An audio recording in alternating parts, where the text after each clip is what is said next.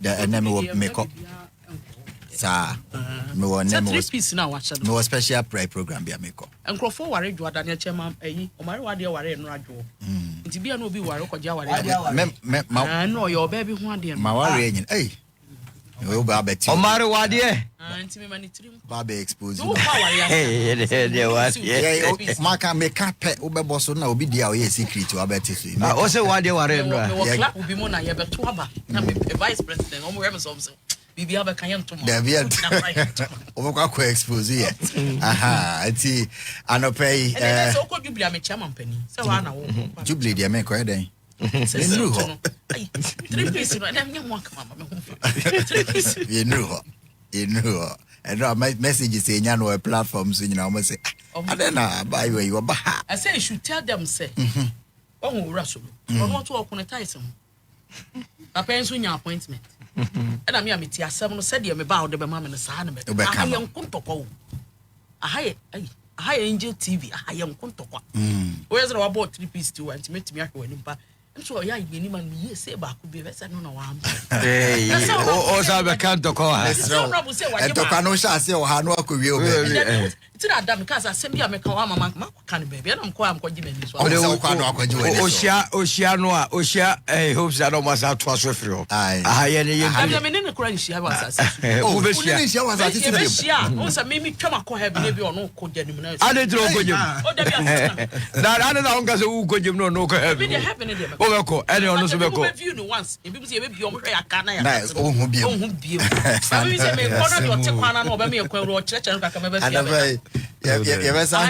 Galamsey so honsem kakra.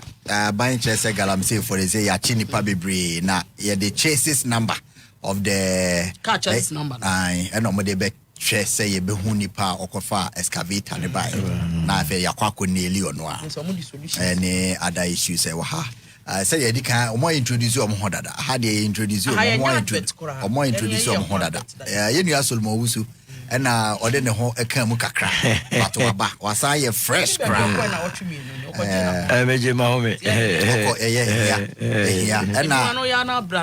And I'm a co host, Jennifer. For you, I'm a co host. Introduce you. Yes. I want to improve your own. Why? May. Oh. Emmanuel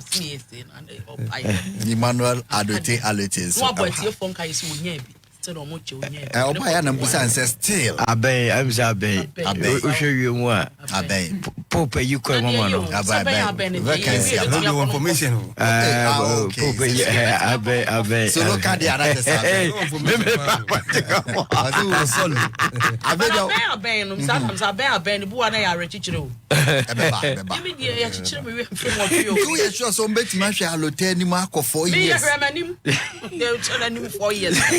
Experience is the best teacher. Madam Nkubida. Me too. Well, who can I make your party when I'm Sahana, me your party agreeing. But me not dear Packums a party chairman. What is so chairman Munyam? And they won't mean to Happy. They say, cross, say, what coalitions. A bit to me. I'll let my shasi. Obama. He said Galamsey, the Chief Justice. Remover and baby, I'll be shasi free biana. Ona wabem. You, Obama, mammy, Fakonya Winchia. I shall phone you now, no pay. Na Oma Muti and so on radio, and no pay me Chiobia. Na Menchia, I was studio no so. I'm by a fish olopa and this olo me chow. And Mia Minia Jennifer Chavez, no pay me chow. Adiaba, may a June 4th born. Say a toy, maybe our revolution, two. Me papa. Is an ex-senior military officer. Okay. I'm a trained military daughter. Okay. Barracks here. And that, I don't know, Mujano. But I don't pay much. I'm coming to Smira. Na, Obama, I mean, Shia, Ura Mahama, I don't pay. Na, Namea, Oba, a Good Friday service, a Independence Square Lighthouse. And she can say, or baby. Na, or preachy pa. Make I say me the board of the church cry agrees a funny pastor Mahama. Yeah. Yes. And then pay ora mama me chiao. E guso e bom pae na nyame e ma honden na onto me emfam bojuma na wo bono. Na me di me inchia no eba last one, I mean, Chia Miami Mami, Dr. Valerie Sawyer, and pay me Chadon so, on so Yami, because I born pine, I mean, Kanwana, Mobujuma. Amen. Obama, on the issue of the Chief Justice, no, say sometimes, no, I get a little bit worried with the Miami Jennifer and any party for no. But I think say we have to do something with the constitution. Okay. Na yenhwe say opposition should be given some assignment. Because my mama said they are too idle. And in Chama, they just wake up and they do press conference every time. I mean, that's how I see it. I think we should assign something to them to be doing. Okay. They are too idle. Because we share, if anything, I'm talking about your minority. They should be given something to do. At least you will say no Oba Anopa. Okay, at least co-host to Obama. Wow. Tuesday, because let's look at the whole story. Last year, some people even petitioned Orakufado concerning this same Chief Justice, Professor Kwakwasare. Exactly. And I think so. Orakufado, the same he went according to the Constitution, Article 146. Yeah. Edima, Council of State, FM1. I don't know what happened finally. Whether the issue was not too much weightier, and I say, na so it was aborted on it. I don't know. The same way, 3 people have petitioned Ora John Dramani Mahama as the current president. Is going through the normal process. Or they are called Council of State. They are looking at it. And I think so. Chief Justice one train on also be a copy of the petition. Now so you can say ye money 10 days. Also per 7 days for 10 days. Na response. So I think we are in the process. Why the Russia a press conference na yen friend is saying I phone I saw him paying phone na yen cancel Ora Mahama. On what? So that you stop the whole process. I don't get it. Whenever it is not on their side, as if the whole world is coming to an end. And we in the NDC, we are not perturbed by this because Obekaya or Rolling Scrum my warning 2016 on at Cape Coast. Obekai say as for Queen party there, almost is it's just their name that they keep changing from UGCC, UP, PP. And then NPP. They don't change. Wow. So we will never be moved by some of these things. Assuming you are the one, at the Jubilee House, and in same way, you will go through according to the rule of law. And that is exactly what the president is doing. So I don't see the noise about all these things. So let us go through the normal process. Friend is saying, Council of State, they will come out with their report. Mamenanka said, "Man, copy. We're responding. Let us look at a response. Then, from the Constitution, the president has the right to even put her on suspension. Yes, we have not even said it.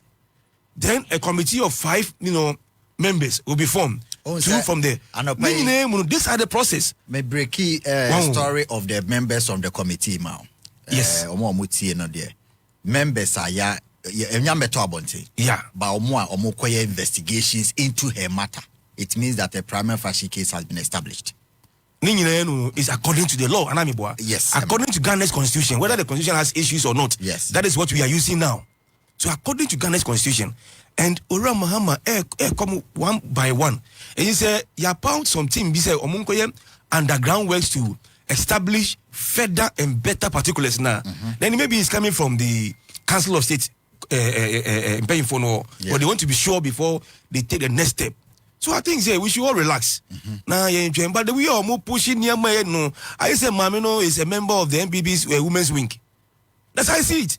Oh. Yes. Otherwise, I don't see why you should be doing this.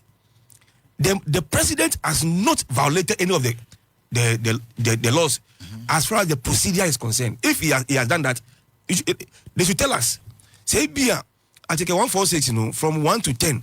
And on a portion that concerns the Chief Justice, if he has sidestepped any of the laws, come out and tell us what the issue is. Otherwise, so far, nothing has been violated. Okay. So if you exercise patience, let's get to the bottom. when we get to the point that says she has to be suspended, it's according to law. Okay. So committee also, a committee, 5-member committee also. Now say there's nothing for her to go home. So we'll get there. Let's just wait. But press conference and the noise and all those things, like you are making it clear that is a member of the MPP's Women's Wing. That's the whole thing. Otherwise, say she's the CJ and the more protecting the office. No. But okay, so the media, civil society, NDC, and all the other groups in the country there, we are not protecting the office. Only the MPP and the minority, will give protection to her office. No, maybe there's something they're not telling us. Okay. There's something they know they benefited, and for that matter, they don't want the woman to be changed. But look, in Semno, we are not mandated to talk about the details of the petition. But some of them has to do with procurement. Okay. I'm telling you. And some of that have to do with like a Public Financial Management Act that is supposed to follow. At the right time, everything will come out. If she decides to stay, why not? But otherwise, I say, Uncle, she has to go. Nobody is above the law. On one kind, time, issues in Parliament, I recall you. So, nobody is above the law. The law is supreme. Say, law needs you at you. So, let's relax. They enjoy noise. And I feel like they should be given something to do. They are too ideal. Like they be a press conference. They have had different members of their unit. Kasa. Near Onimisha boundary now within first month now amount of suspension. Jerry Ahmed Honorable Kasa Messiah South in Paso Kasa John Obi Kasa. You see, they are not even really organized. I say, what lose the election? You take your time and sit down and put your things together.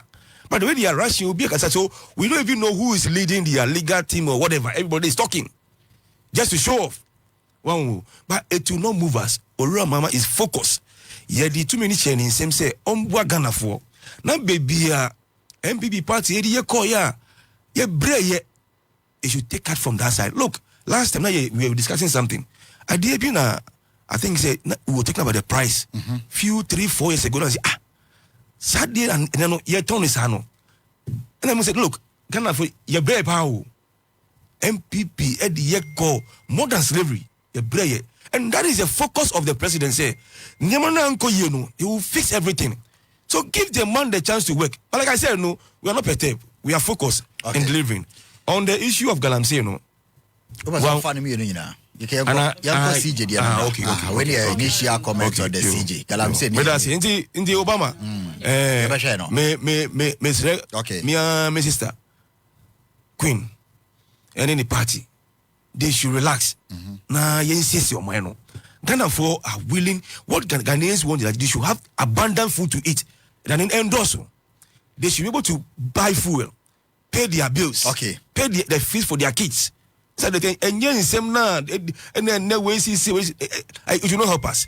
The law has not been violated.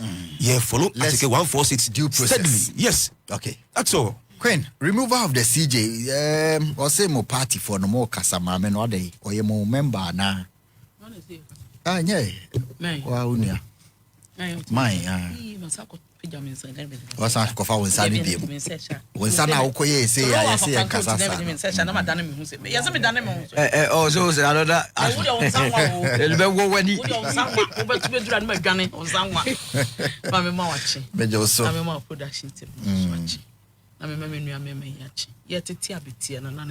yes. If we are not paying, mama hot. I don't take coffee, but when you decaf, dear mama and come on.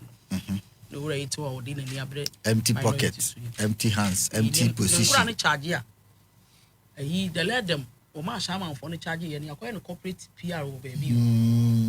TV3 ni guy be say oh yeah PR for a friends at Bank of Ghana. Only post to post. I only post to post. So yeah, where? Uti 2 hours to the staff from. Na enya so tom NDC for no want to mean Kenya mo ho ana. We crutch say we rain it way. Ah, no na crutch ni. Ko gidi ne de o ya. TV3 ni bi o kasa mo keke o. Ya man bi a weekend. TV3 ni be. Wo me phone so maybe actually. Se me nyima na fa to so. On kasa ma o ye na adwuma no. Oh, asma me kan wonte. Obi a ze obi a ye de wo de obi a wo. Na kuma mo bi a wo ba bi o. And there's nothing wrong with that. Yes. But what yes. It's yet to have it, and any channel, and any week. Or may be a Mahama met no more. They are looking to boycott in your morning show. But Jennifer and I said, Jennifer said, why is it to be met no money and wabba? Or maybe so frame catch me by powder. But show you, then you have my cancer, maybe any try or when you're responsible. They said, dear Miss Sunday, say she when, sir, dear me, I am a shame and to Miss Sunday. Yes, I made it anyway, no problem. No answer, my dear, shame them reform. And some I mean, you have a malute can or say minority near you, my also me at my. Yeah, no closer come to Chiaka. Mam to me sounds a bit to meet. Yeah, and was so much Chiaka. Because Omutia, more responsible opposition party. More put more toes. So, her press conference and I now, baby, anywhere. State say be a mercy home quine. Say Mampeniana Mona would say if I'm being fair. Mampeniana Mona old to yard bonny. But ye can say ye my fairness and ye juma. Initially, Nipami and Sir Kuomi and son of Trocoma Mampenia. Mampeni boy chile de coma Council of State. So and now Crophobians will cry, yes, Savi be almost 56% of Ghanaians. 52% of Ghanaians, some are men. Now I don't want to hear because me will be and me send be down. Say survey sample size. We don't want to say, on the two internet. We want to say because me share be down. Oh, I near floor radio station be a floor say, David analytics for say, which they will say, Miss will be an interview, madam, and I'm crying, and I'm Ghana. Mammy be a share about TV as I want to so many in America. And then we will be a miss. So, yeah, be a miss. And I am Wongaka, and almost intelligence or more. Irrelute, I mean, Cassim Mitchell. A new patriotic party, a minority or more parliament. We are not against this government. We are not going to be against this government. Name say a put two on more toes. Then you may go as I jam on Nisukakra. Because so Kaiser Penny, you're a John Romani Mamma, no opposition. Or to a semi mad Dr. Baumia, so we need Mampenida. It's a same way I can't. When should you only deal with DB Wako and film what you was about to one who knew dear? But what did they mention?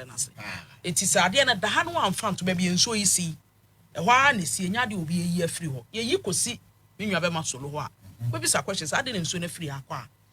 It does not mean say you need be a Nipa no free akosi and will be unconfirmed free ankosia. That's a fantastic. So what must say? It's my men at the crowd wire on one cassa traco. A brand Nipami and Sano, a suggested you know, say. A woman who won a bonny, maybe tears a name dear mamma. To be honest with you, say a morning charge.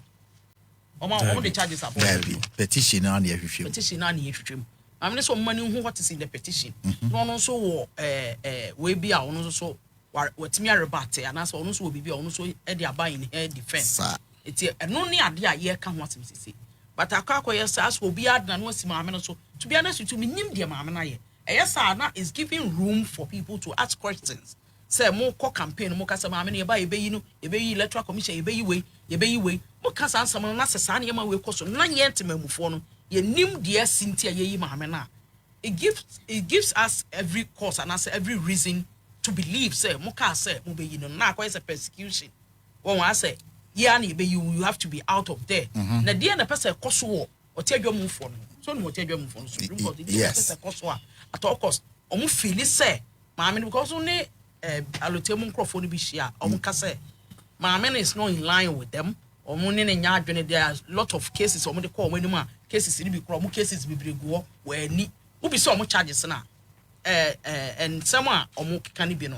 Now we say a new petition. A new petition, but Uti or Manuma some said, Iralute, Waboy, Subo say, Nibi be a ye. Intend their Quancha Bubu. And the only Oralute, but why candidate more any Quancha Bubu. The Oronzo didn't Quancha Bubu, but what I say, yeah, or Moncrophonic Canadian Quancha Bubu, say equally or the Onoso Canadian Quancha Bubu. Your best, your fairness, Pepe.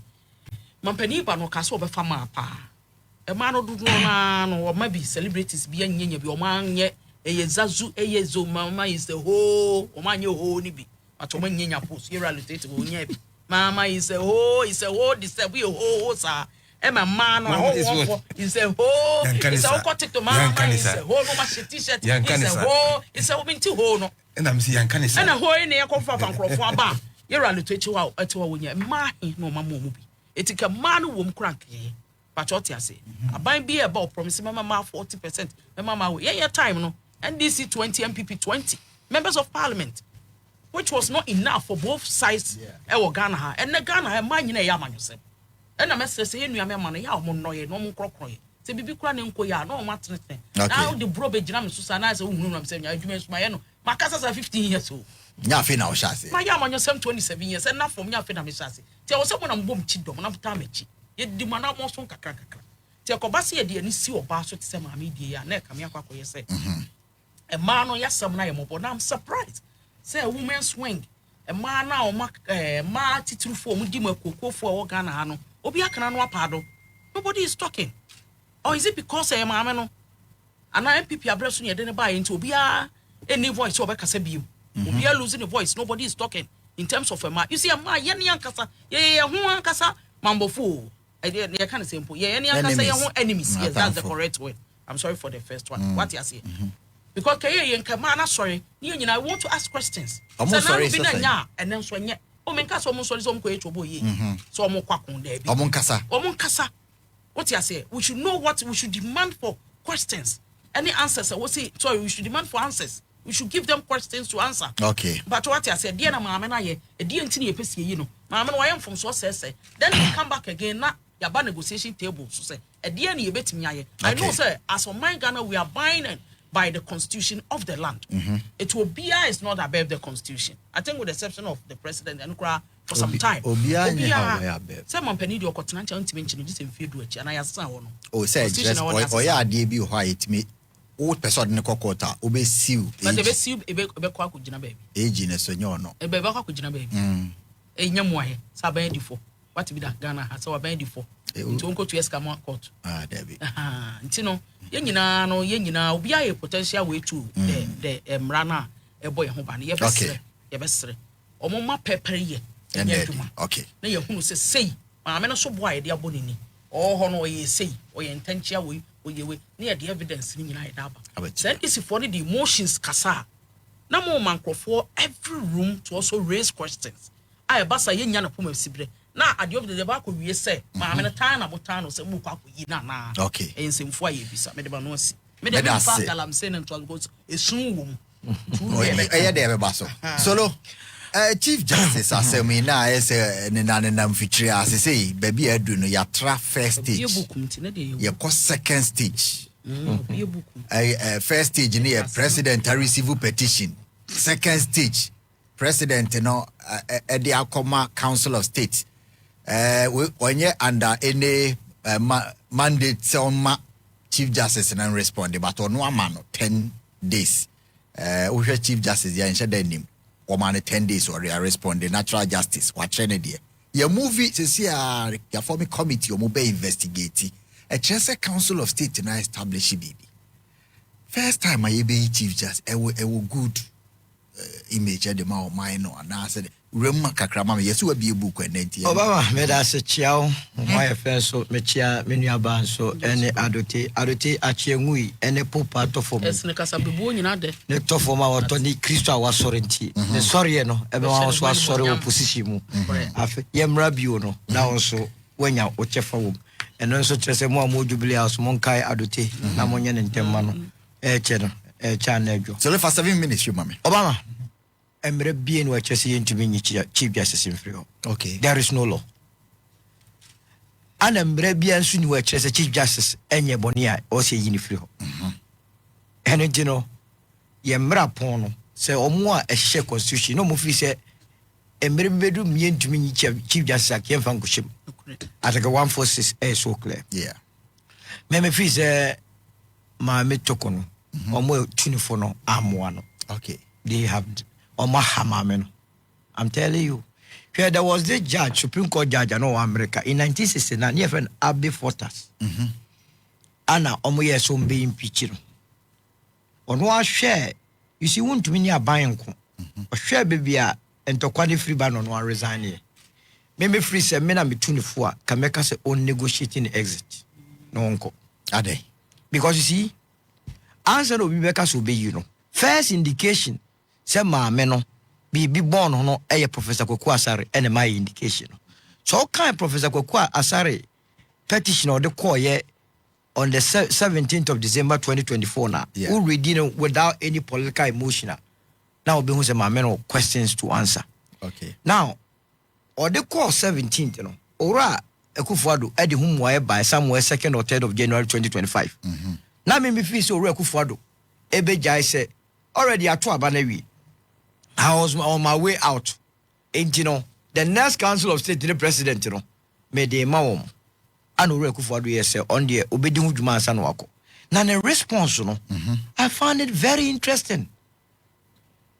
Professor Kwaku Asare say, raise issue say, Constitution nika say, Yanko Fanko Fonko Supreme Court. I was a Chief Justice on the Judicial Council and a dinner home. And Sana ya dina kwako ede or ako mom penny. This time around, no. Sadie Nancy, a Chief Justice and a town body in what Rocomo on penny. And on the face of it, there was an issue to be tried. Oman penny wouldn't be on the buffo. Was it Kwaku a Professor Kwaku Asare at the idea battle? Wakatre we are seeing answer or the petition de Breno on the 17th or 16th. I know no Kwaku Asare called the Kima media. No cry or Shem Rebia Kayeliki at Yeba media or Sakedi court Shikwa Kwasara Kra and to the same who the Twana or dinner or Boasem to Oyene Basa. Chinacha said, what Jaquan Ama Bibiabam. Ebayana, Yenuanum Tissim, say Omukwa could defend it. We saw a court say or say a man of quine, a man respond. Hey, no be a to me, or Malgana respond, what next? Once Omuka say, Omukwa quarter, Koma quarter, hot process until say the petition be manana, or my Benigas Mamma 10 days. If you know be you must be smart, you must be ahead of the game. Okay, constitutionally, no, we won't hear 10 days, but me say, may the and none be cry a day, as I count. For 1 7 bra. Yeah, I go do say committee baby me. Yeah. And no make us a men one. Abroad, ye, na men negotiate massa. But the mama retire my salary. Me got time baby. Montwaso. But we say when you are buying baby, chance uncle for your one more lawyers are. Yedrum. Ya no much record do quarter. Omoka no much that TMY when you be now what Tiana de Bia quarter lawyer for go do quarter bottom no more or better that team on who. Ye baby, you know, at the end day. Ebebo. Tidanko fa Abbey Fortas at a foot Oceana Namonoa. Quatchen ho day every home. My mensumen cassette, and I saw a Kobani say appointed Chief Justice be our natures and Nipa be our sorry and Nipano at the petition, Chief Justice will resign. And your commons, sir, and your commons, I make every mention. Now, when you act by Cabby be a very good point, but what would you for? So I think you protect it, Emma. But what Croman ye shall to say?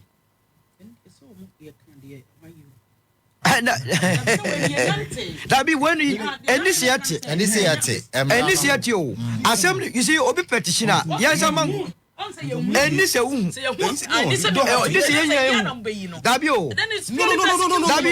that's the position of the law in fact committee cry out or mati almost someone be Kenya no ya be no kokwemu jen ka mo be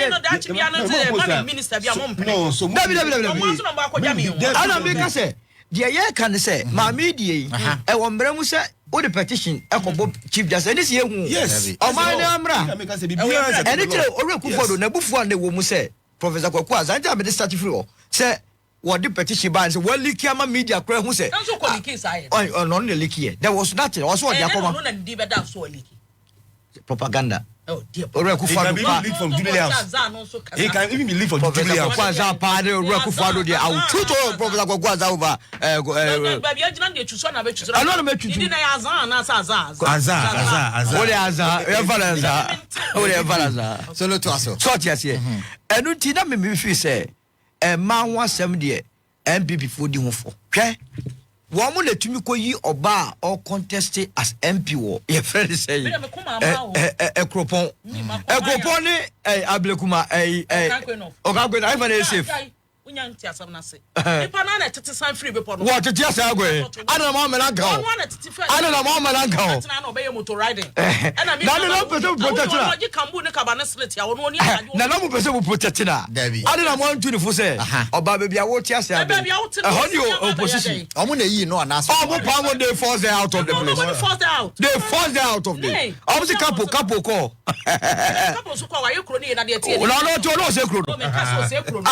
no na tete san na say I want to the adjust for ka form say ya protect adjust one kasa bi na ye wo de ye kika ba ya da omo de be ye wo no wo ba na wo mu no omo sa me na me ka cho omo nya sa ne gu so omo di wa omo so cha sem eno ti eni se ekoba se chief justice oye tinchineti but me dia me kan say yamfa enokre no enya adwuma okay sesi a me hu petition no de me hu aye de ne nam from say ya nokro say nya nokro because me hu ba ku bi a de kan say otumi tu kwan no no pa dem isu asen de bade auditor general de ba wa wono and that's auditor general's report that's I don't know say what just here $10,000 ye tu kwan ye ni ba ye ma me na say ne ba na eye but these are issues a me nya hu petition na ye dey ho but I'm saying this because go for nam say